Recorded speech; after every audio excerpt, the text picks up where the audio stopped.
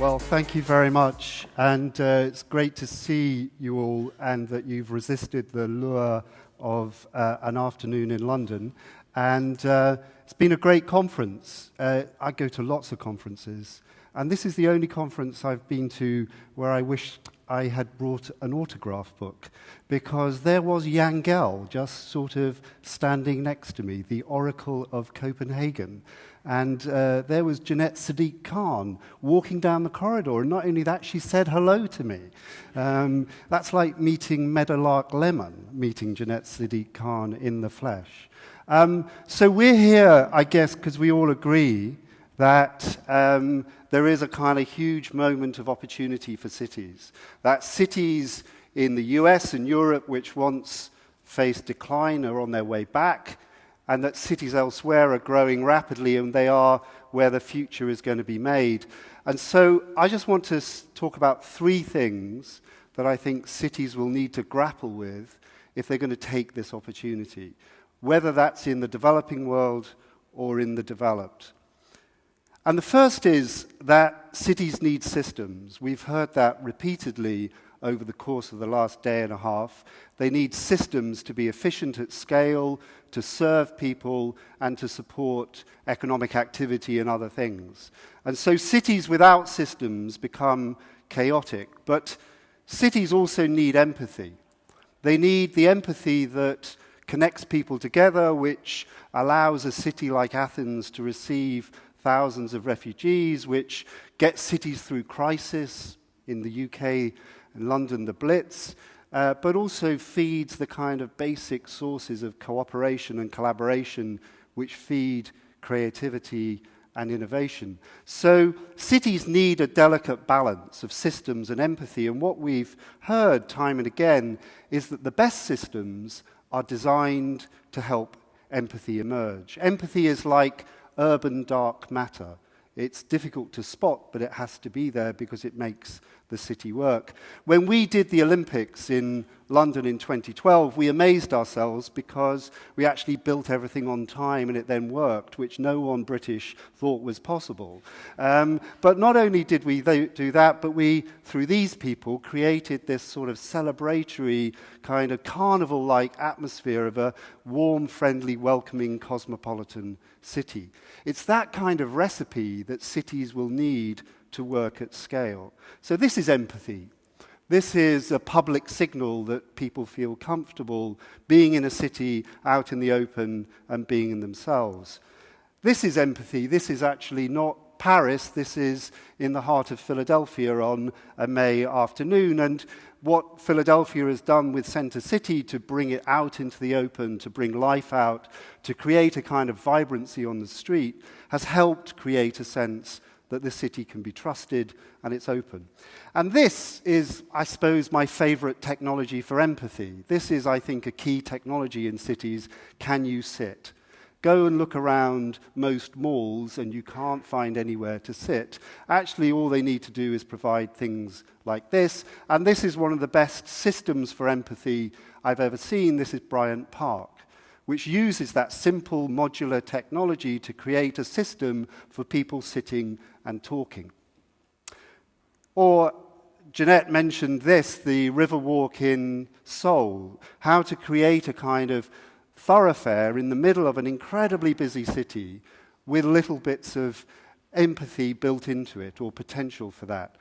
Look, you can even cross a river without needing health and safety to tell you that it's okay to do it. That's a sort of invitation to play and to engage with the city, I suppose. And this is a kind of shot of a city that's kind of at ease with itself, which creates pockets where people can be quiet, be themselves, and find space for conversation. These are three women talking in the middle of the busiest city in South Korea, in the middle of the day, completely at ease. So cities need systems which build empathy. And I think that what we've heard about many of the innovations that people are trying to develop over the last day and a half is that they're trying to develop social technologies. Social technologies make us more efficient by making us more social. when the police chief of Philadelphia was just talking about the importance of systems which support community officers, what he was talking about was a social technology. We become more efficient by becoming more social. Those are the kinds of systems that we're going to need in future. And so whilst I'm really happy that we'll all be living in smart, digital, connected, artificially intelligent cities in future, I would also like them to be friendly, hospitable, caring, and kind. I'd like them to be warm. I'd like them to be human. And so we need to bend the technology of systems to those social and human goals. The second thing that cities need, which we haven't talked much about, is markets. Cities are often built around markets. They start around markets, and they still live around markets. And it's interesting that really old-fashioned markets, food markets, are often at the center of the renaissance or the rejuvenation of cities. Borough Market, made famous by Bridget Jones. This is an unknown market in London, largely. If you're not from London, this is Whitecross Street Market, which throngs with people every day. Or this is Eastern Market in Detroit, or Reading Street Market in Philadelphia, which is a kind of egalitarian, cosmopolitan, open, celebratory kind of space. So cities need markets. If they don't have markets for buying and selling, for moving money, for trading and transacting, they don't have an economic life. And not just markets like this, of course. They need markets for labor and for housing. But cities are not free market places. Cities need markets that are shaped by public purpose. And what we've heard time and again is that unless there's public purpose to shape markets, markets will dysfunction. And they will cost the city badly. So it was incredibly refreshing to hear Mike Bloomberg say that Coca-Cola and Pepsi were making too much money by selling fizzy drinks, to challenge what corporations were doing in cities.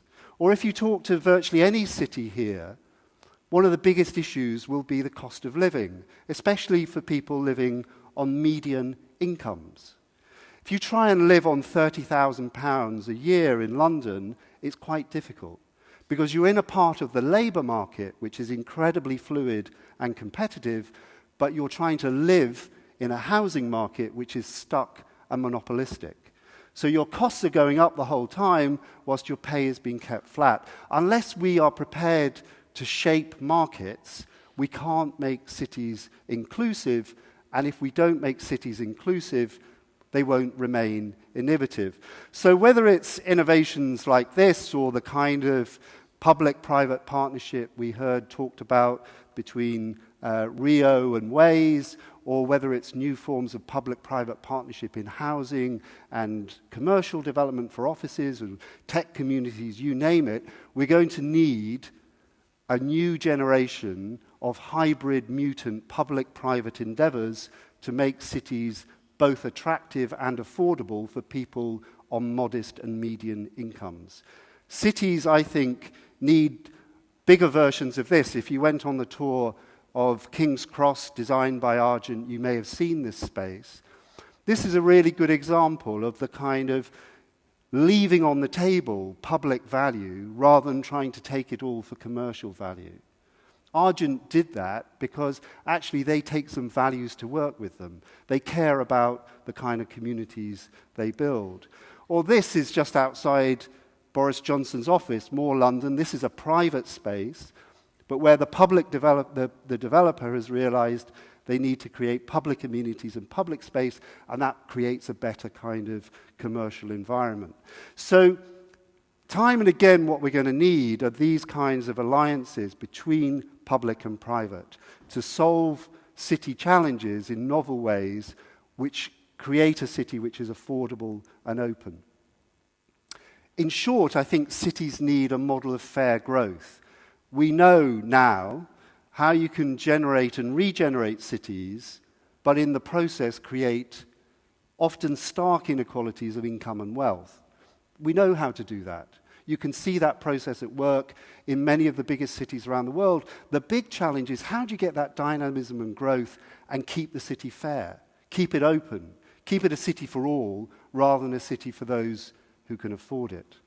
And for that, of course, we need to kind of rewrite the social contract in cities.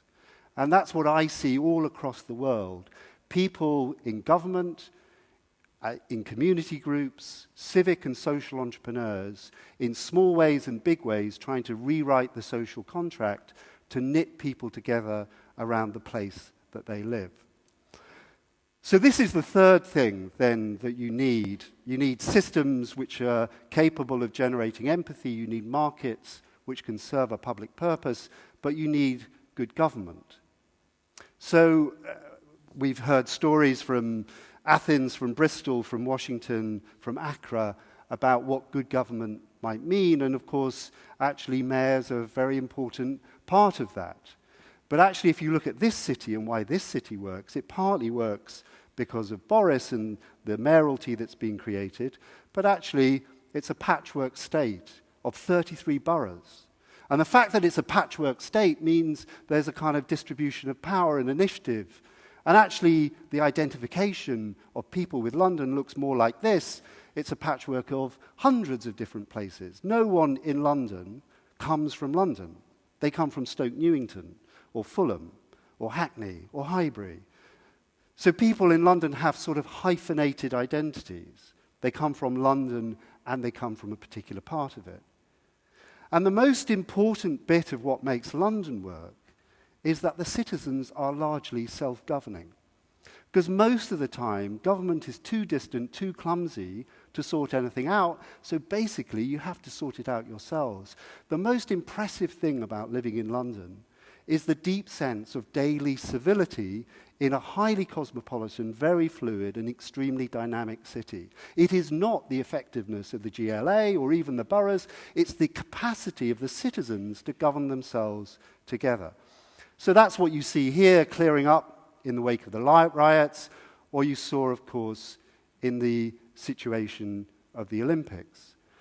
The most important social contract in cities, I think, now, is not the social contract between government and citizen, but the citizen-to-citizen contract.